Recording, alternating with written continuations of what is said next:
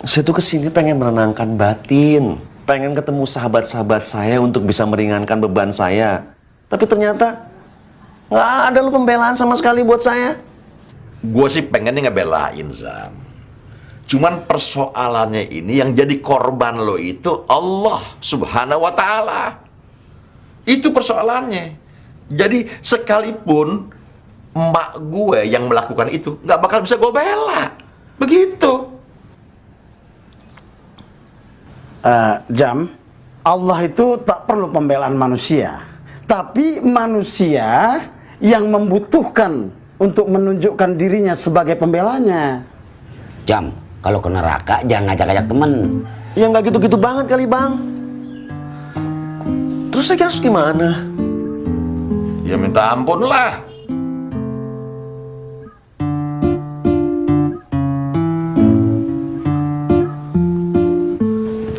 Kepada Allah, kau macam Fir'aun aja.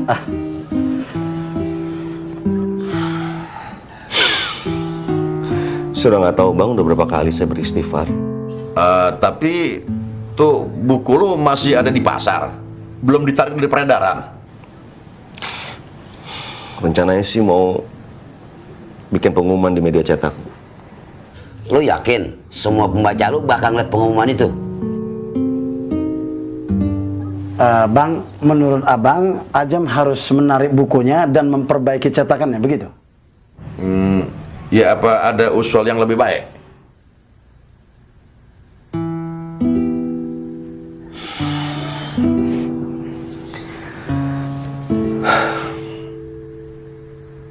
Baiklah, akan saya tarik semua buku-buku itu. Sudah nggak ada keraguan lagi. Assalamualaikum. Waalaikumsalam warahmatullahi wabarakatuh.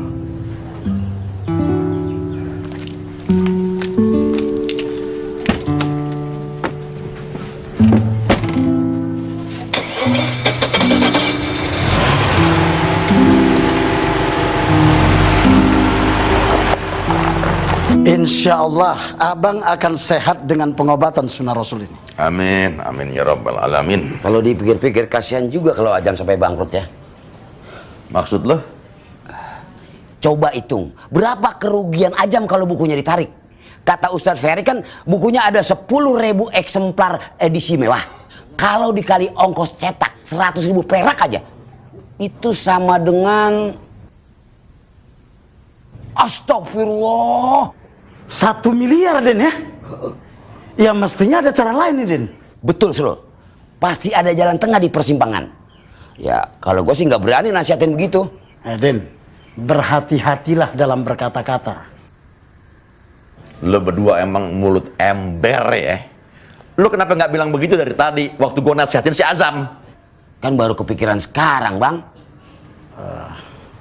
Kalau begitu, awak pergi aja dari sini. Udah banyak salah cakap awak di sini.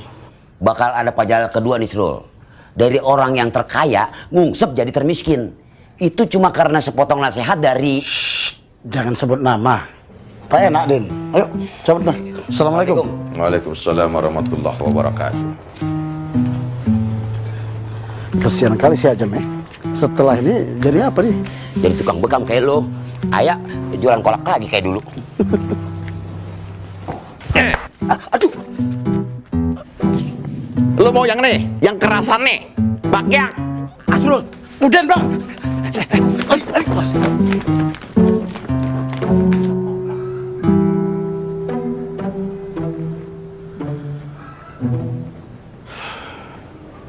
Apa mesti ada lagi yang bangkrut di kampung ini? Gara-gara nasihat dari gue. Jangan gila, Mas. Yang bakal kita tarik ini 10.000 eksemplar buku edisi mewah. Memasang klarifikasi kesalahan cetak aja sudah cukup. Dan semua orang juga tahu kalau Allah itu tidak memiliki sifat yang maha terkutuk. Dan pembaca juga pasti tahu kalau ini tuh cuman kesalahan cetak. Ada lagi, Mas. Udah beres semuanya. Iya betul, semua orang juga tahu. Bahkan musuh-musuh Allah pun tahu bahwa tidak ada sifat terkutuk pada Allah. Dan Allah nggak butuh. Allah nggak butuh pembela. Nah, itu Bahwa yang terjadi pada kita sekarang ini ibarat igauan yang tidak pernah kita sengaja. Kita mengigau ini, mengigau itu, dan tidak ada yang menyalahkan. Betul banget, Pas. Alhamdulillah. Udahlah, Heli udah senang dengarnya. Tapi tahukah kamu, Heli, mengigau itu juga menandakan kualitas tidur yang buruk. Saya harus memperbaiki kualitas tidur saya. Tarik semua buku itu dengan segala konsekuensinya. Oke. You're the boss. Besok Heli perintahkan buku itu untuk ditarik dari peredaran. Allahu Akbar. Assalamualaikum. Waalaikumsalam.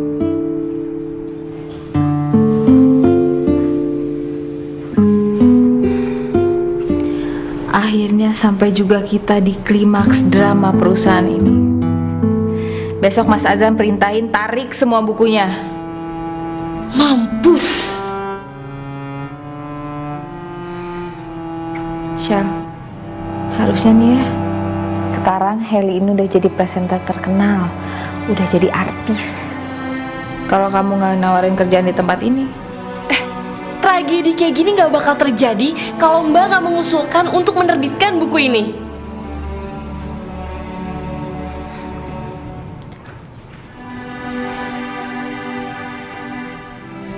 ya udahlah kita makan aja sekarang yuk. Kamu juga udah lapar kan? Sekalian pulang kita. Yuk. Pengen cari mati aja.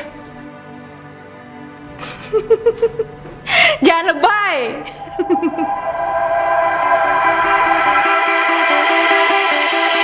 Izinkan aku kembali di jalanmu, untuk bersujud dan memohon ampunanmu.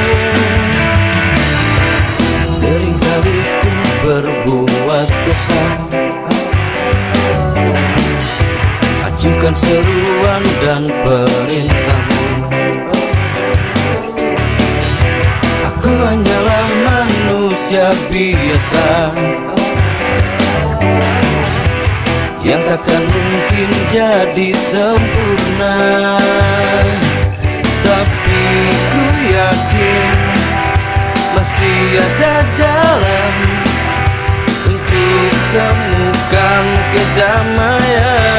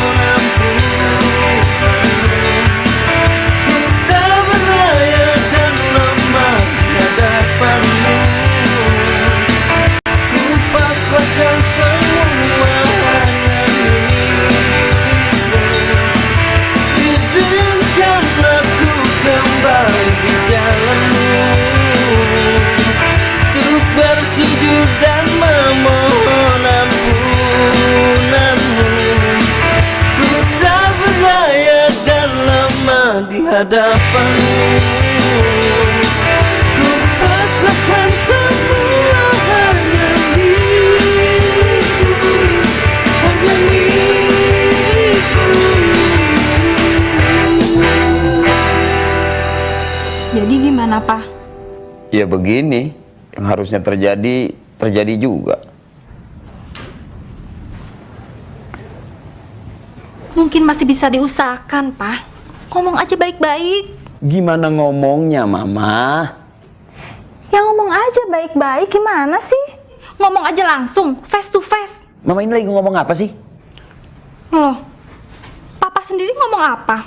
Bukunya Azam, yang ditarik semua ke gudang. Oh, Mama lagi nerusin ngobrolan kita yang tadi. Obrolan apa? Soal honor Papa yang belum dibayar. Ya salam. Dalam keadaan kayak gini, boro-boro kepikiran honor, mah. Nanya aja malu.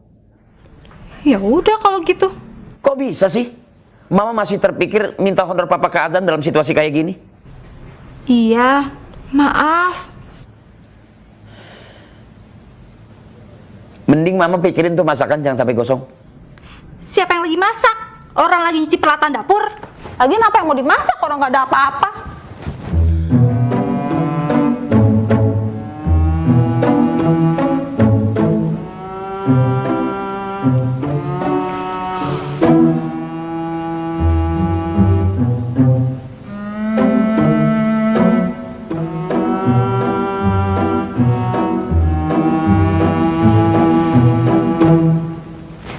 Mama, Mama ngerti kok dengan apa yang terjadi.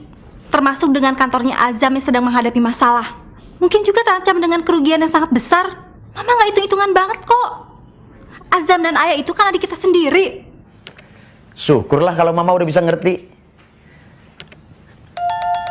Tapi jangan diri kayak gitu dong. Kayak Wonder Woman aja. Tapi kadang kita harus membela hak di saat yang canggung. Papa sudah bekerja sesuai dengan kewajiban. Sekarang saatnya Papa menuntut hak bayaran Papa. Mama itu sekarang sudah jatuh tempo. Sudah lebih dari seminggu. Katanya nggak hitung-hitungan. Tapi kan papa gagal, mah. Kegagalan prestasi tidak menghilangkan hak orang yang sudah bekerja. Sebaliknya, keberhasilan lantas tidak membuat seseorang menjadi lebih istimewa. Mama jangan lupa, selain cara hukum, Islam juga mengajarkan cara-cara kasih sayang. Jangan berdiri gagah begitu, Pak. Mau ngajak berantem istri sendiri. Sorry, Mama menuntut hak honor Papa dibayar. Itu semua karena kasih sayang, Pak. kasih sayang gimana?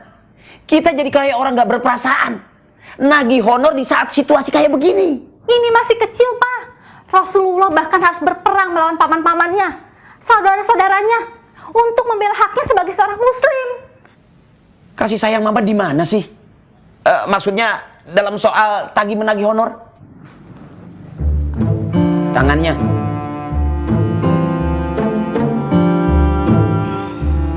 Kalau kita membiarkan Azam dan Ayah lupa membayar haknya Papa, maka dari itu kita melakukan hak yang buruk banget, Pak. Artinya kita gak sayang sama mereka.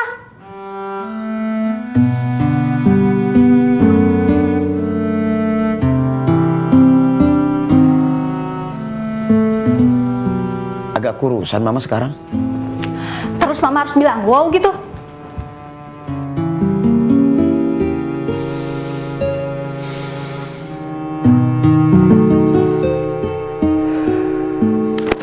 Saya hanya perempuan yang tak berdaya. Entah sudah berapa banyak air mata yang terkucur. Tapi dunia nggak ngerti juga. Loli, kamu ngomong sama siapa? Nggak ngomong apa-apa, Bu. Loli dari tadi diem aja.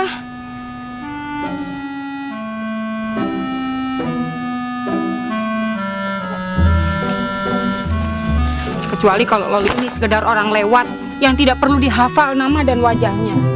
Loli, Ya, Bu. tuh kamu ngomong sendiri lagi. Masa sih, Bu?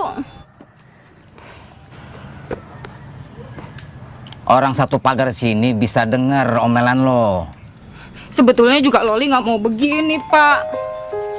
Tapi Loli, tadi waktu ibu nanya, kamu gak ngaku lagi ngomong sendiri. Giliran bapak yang nanya, kamu langsung nyamperin.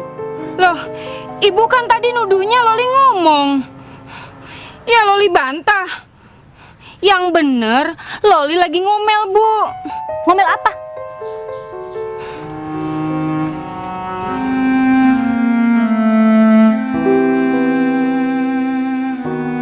Biar ini menjadi rahasia batin diri Loli sendiri. Kalau rahasia, jangan mengganggu kuping orang dong. Sebenarnya Loli malu, Pak, buat ngungkapin semuanya. Tapi baiklah, Pak. Gak usah banyak gaya. Kamu kenapa? Begini, Pak. Ibu yang nanya. Loli galau, Bu. Semenjak dengar percakapan Bapak dan Mbak Kalila kemarin, Loli jadi kepikiran terus. Bukan kepikiran atau terkenang-kenang sama Bapak. Atau seperti gadis muda yang ingin dijanjikan sesuatu oleh seorang laki-laki seperti Bapak. Langsung to the point. Tapi kepikiran tentang diri saya sendiri, Bu. Saya jadi bertanya-tanya dalam batin ini. To the point, Loli. Iya, Bu. Setelah mengabdi puluhan tahun di keluarga ini, Baru 3 tahun, belum puluhan. setelah mempersembahkan sebagian tenaga, pikiran, dan masa muda Loli, muncul lintasan pikiran liar Loli. Apakah Loli nggak punya hak yang sama seperti yang lainnya? Maksud kamu? Hak seperti ibu misalnya. Hak apa?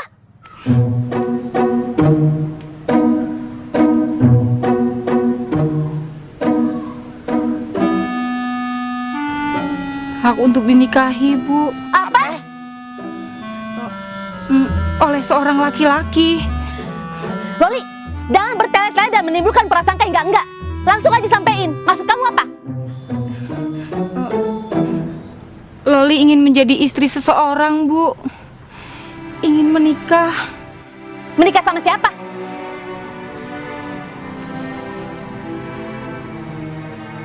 Nggak usah gigit bibir.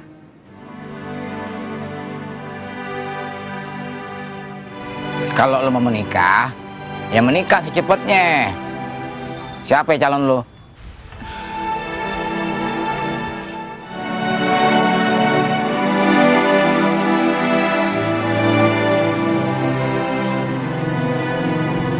Belum ada, Pak.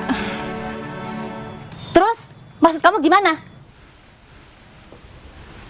Loli memasrahkan seluruh diri ini kepada Bapak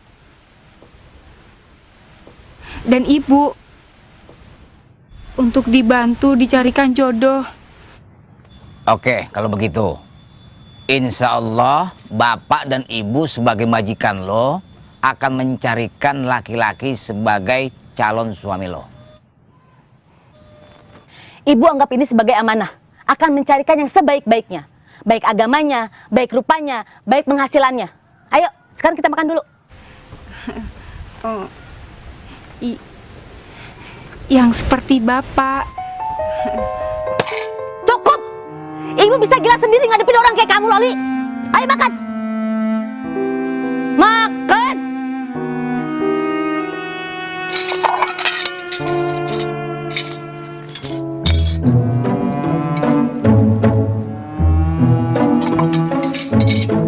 Masih nggak kepikir Ajam bisa seceroboh itu. Dia kan orangnya lurus-lurus aja. Pinter, teliti. Yang pinter tuh Mbak Aya. Ajam sih biasa-biasa aja. Ini ada berita jumpa persnya. Mas Ajam dan Mbak Aya bikin klarifikasi soal penarikan buku itu dari peredaran. Pasti banyakkan Mbak Aya yang dipoto sama wartawan. Jadi semua buku ditarik? Gila, rugi besar dong. Kebayang gimana pusingnya Mbak Aya. Mudah-mudahan diberi ketabahan. Gue yakin Ustadz Peri orang yang paling gak enak banget sama Ajam dan Aya. Ustadz Peri kan kakak iparnya Mbak Aya ya? Pen, dari tadi komentar lu gak penting-penting amat sih. Mbak Aya mau disebutin, bisa diam gak lo? Ya iyalah, pasti Ustadz Ferry merasa bersalah banget. Kalau saya jadi Pak Ustadz, saya kembaliin gajinya. Kenapa Ustadz Peri mesti ngembaliin gajinya? Ya pasti malu lah sama Mbak Aya mau. Pen, sekali lagi lu sebut nama Mbak Aya, gua tabokin lo. Risih tau gak lo? Bini orang mulu disebutin. Gua sih nggak ada maksud apa-apa. Sekedar simpati aja. Rai, kenapa pendapat lo Ustadz Peri kagak layak terima gaji dari Ajam? Ya, masalah kegagalan itu. Kalau di Jepang, kegagalan prestasi dibayar dengan hoka-hoka. Hoka-hoka, harakiri kali.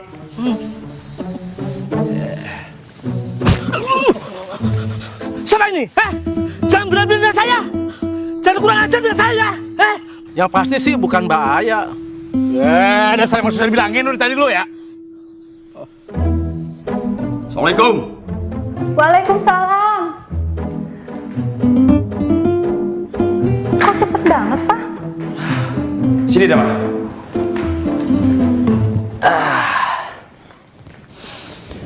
Ditunda dulu ya, Mah. Minta honor Papa di Azam. Dalilnya apa? Itu kan hak kita, Pak. Dalilnya saling memudahkan antara saudara yang sedang kesulitan. Maka Allah yang akan memudahkan urusan kita. Oh, gitu. Iya, Pak. Nggak apa-apa kalau kayak gitu. Mama ikhlas. Itu yang terbaik untuk semuanya. Ya sudah, terusin masaknya sana. Masak apa? Mama nggak masak apa-apa kok. Paling nanti Mama mau bikin sambal sama goreng ikan asin. Itu panci buat apa? Lagi dibersihin. Mesti bilang wow gitu. Hah?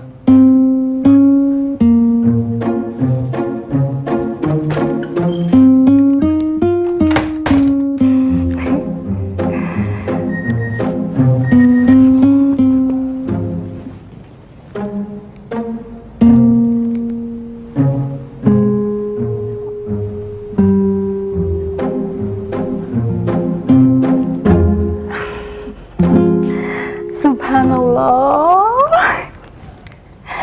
Pak, mau sate ayam nggak? Ngarep.com, ikan asin aja. Untung tadi nggak jadi nagih.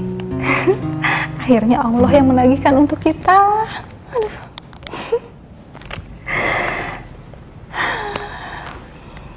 Jangan menyesali apa yang menjadi kehormatan kita di hadapan Allah nanti. Inilah jalan hidup kita di atas agama ini. Perbuatan seorang muslim selalu melibatkan Allah. Bahkan ketika kita sedang berbuat buruk, Allah ada di dalamnya. Itu sebagai rujukan kita karena kita merasa berdosa. Iya, Bu. Seharusnya kita bangga karena kita selalu berhubungan dengan yang terbesar dari yang terbesar, yaitu Allah Subhanahu wa Ta'ala. Subhanallah.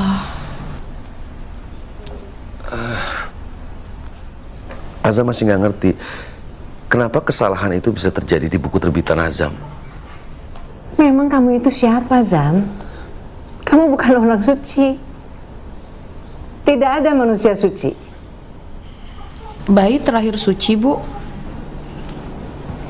Bayi suci karena kelemahan alamiah, tidak terjangkau syariat, tidak berakal, lemah selemah-lemahnya, bahkan tidak sanggup untuk membuka matanya.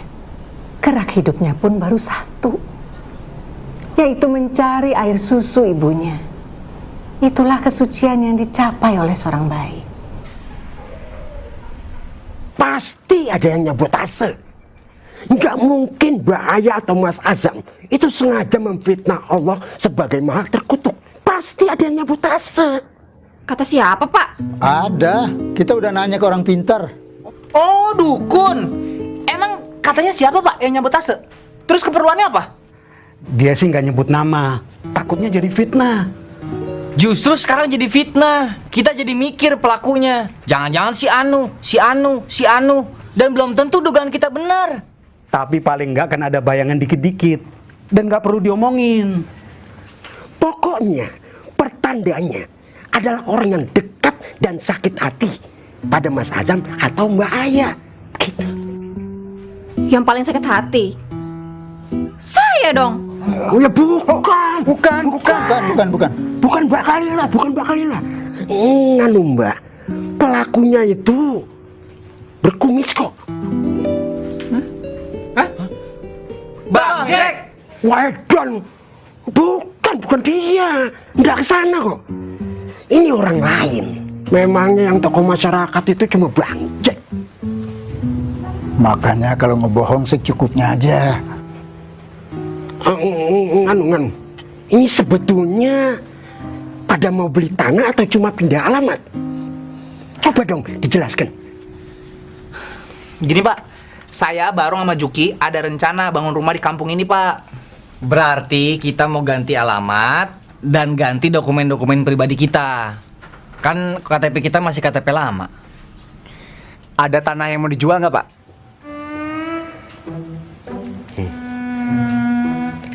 Ini proyek besar. Kita harus kelihatan kompak. Jangan kelihatan gampangan. Gimana Pak? Ada tanah yang mau dijual nggak? Oh iya. Kalau Mbak Kalila ini, apa yang bisa saya bantu? Rencananya saya mau buka usaha di sini, Pak. Kira-kira memungkinkan nggak ya? Oh, jangan di sini, Mbak. Ini desa mati, nggak menawarkan perkembangan. Kalau buat tempat tinggal sih oke. Buka usaha di kota aja, Kal. Kondisi saya yang masih single mengharuskan saya untuk harus dekat-dekat dengan keluarga yang melindungi saya. Iya, di sini saja buka usahanya. Katanya tadi desa mati. Ada tanah yang mau dijual nggak? Apa itu jadi masalah? Jazirah Arab itu takdirnya gurun pasir yang tandus. Sejak Nabi Ibrahim berdoa supaya tanah Arab itu selalu dilimpahi air dan buah-buahan, Jazirah itu jadi hidup. Bahkan sekarang menjadi negara terkaya. Kampung ini terbuka untuk dihidupkan kembali dari matinya. Terima kasih, Pak. Kita cari tanah di kampung lain aja yuk. Loh. Yang jelas dong, ini mau beli tanah girik atau yang sudah bersertifikat atau yang HGB. Semuanya ada. Nanti kita bantu. Nah, syukur deh, syukur. Oh iya, silakan minum. Ya, terima kasih Pak. Iya.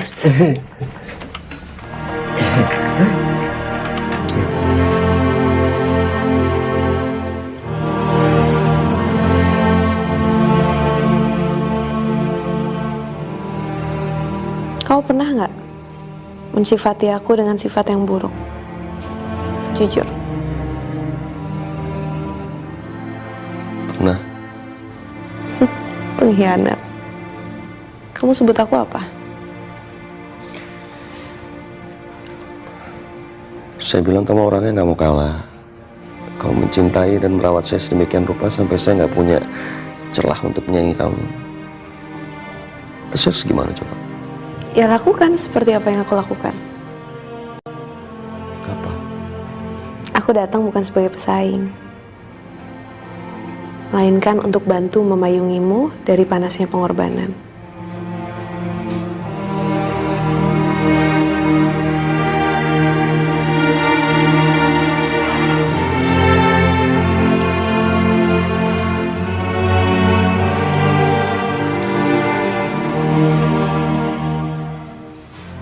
Kalau saya jatuh, bagaimana kamu menolong saya? Aku nggak akan nolong kamu. Aku akan ikut jatuh dan menemani kamu mati. Kamu sendiri?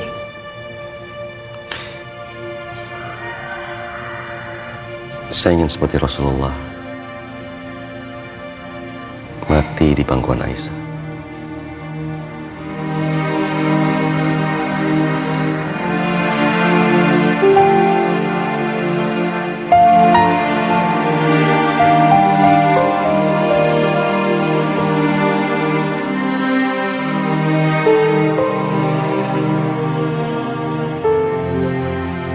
Udah ngajunya mah?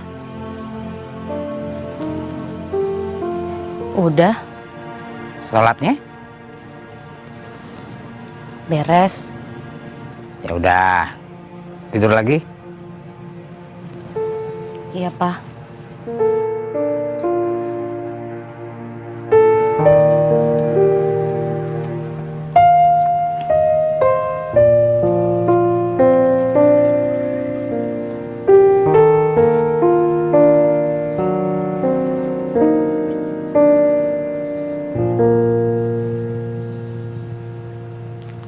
Hai.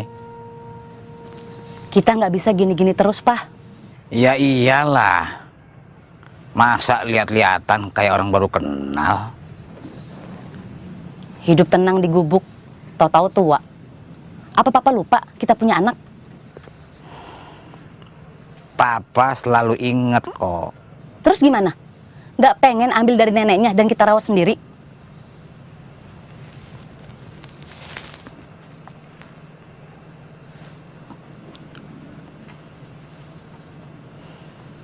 Emang perlu ya? Astagfirullahaladzim. Ini nih yang Mama khawatirin dari dulu. Maksudnya? Papa udah kecanduan lepas dari beban. Waktu punya hutang miliaran, Papa stres berat.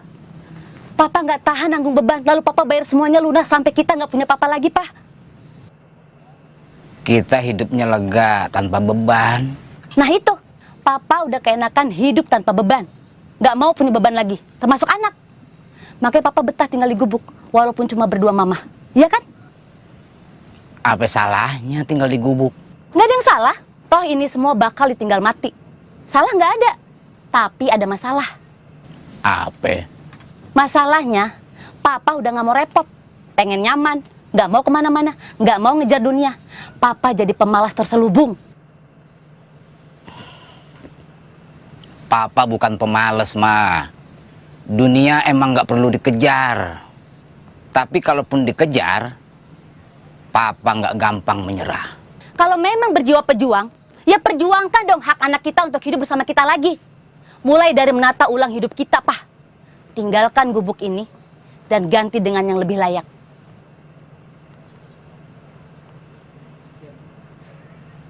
Allahu Akbar, Allahu Akbar. Kalau memang gue harus turun gunung, oke. Mungkin gue bisa bikin dunia bergairah lagi. Masih sanggup, Jadin? Sanggup sih sanggup, tapi hokinya udah habis.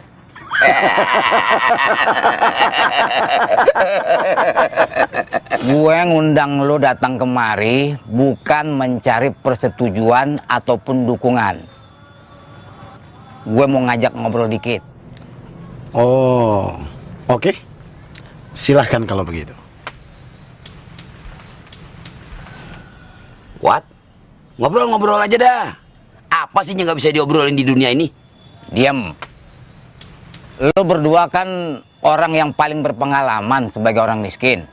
Gue bukannya bilang lo orang yang sial atau orang yang lagi kena azab, tapi sebagai orang miskin. Sedangkan gue baru 2 tahun ini meninggalkan kekayaan. Jangan tersinggung. Nggak mutu banget pembukaannya, Srul. Ya, mungkin obrolannya terlalu sederhana buat kita, Din.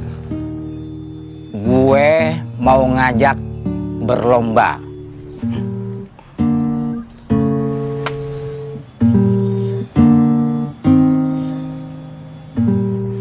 Cek dulu jantungnya, Srul. Gue nggak mau dia kenapa-napa di tengah lomba. Ada sedikit masalah di tekanan darahnya, Din.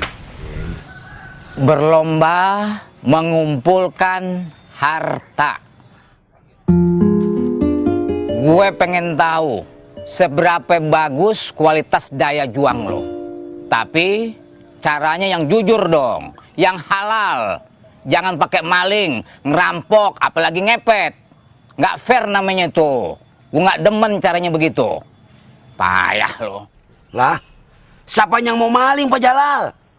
Suka nyepelein orang nih.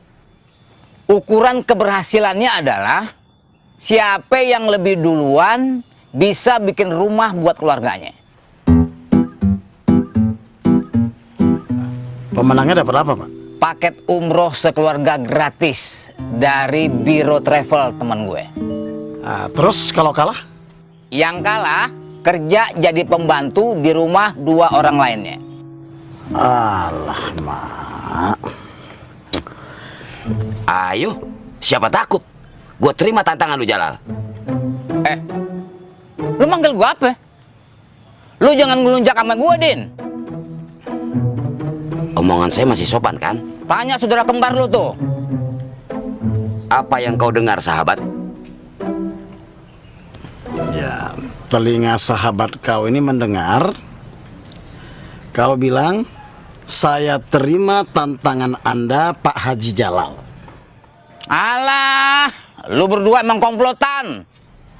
Ya, tapi kalau dipakai telinga kebenaran, awak mendengar, saya terima tantangan lu, Jalal. Itu namanya keselip lidah. Ulangin kalimat lu. Itu namanya keselip lidah, Pak Haji Jalal. Bukan yang itu. Oke, saya terima tantangan lu, Jalal. Puas. Berani kau, Den? Why not? Siap. Astagfirullahaladzim. Ya Allah. Maaf, Pak. Maaf. Nggak perlu minta maaf, Rul. Sekedar kopi sama singkong nggak mau udah pantas digebrak. Cemana kita harus berlomba mengumpulkan harta, Den? Awak harus membutuhkan satu generasi untuk mengumpulkan uang ratusan juta rupiah dari membekam orang. Kerjaan lu nyenggak aja sih.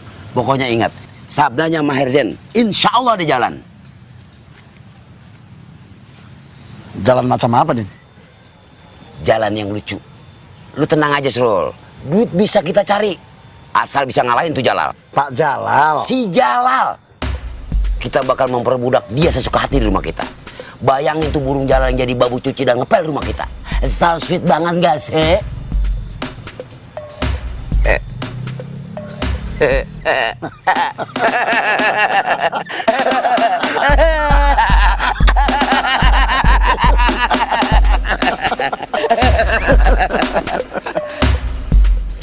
Areal ini cocok kalau dibangun komplek rumahnya Mas Chelsea, Mas Barong, dan Mas Juki.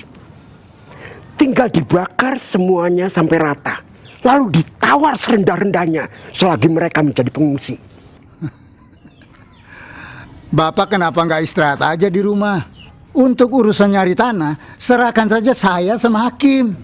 No way sekali. Bagaimana saya bisa mempercayai orang yang naksir istri saya? Jangan asal ngomong. Kalau kedengaran orang bisa jadi fitnah, tahu nggak? Antara fitnah dan kenyataan tinggal selangkah lagi kok. Sabar, belum waktunya memberontak. Kita masih butuh dia. Oke, bro.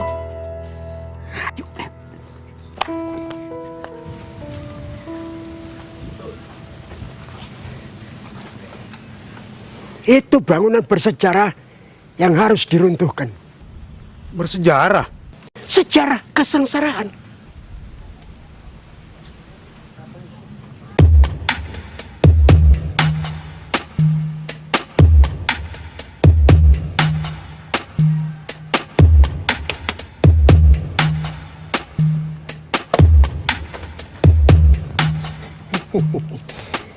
Sulit dibedakan. Ini rumah rakyat atau kamp pengungsi. Cobain sini, rasakan kemiskinannya. Biarin dia aja, Kim. Cukup Pak RW aja yang ngecek. Kita percaya kok.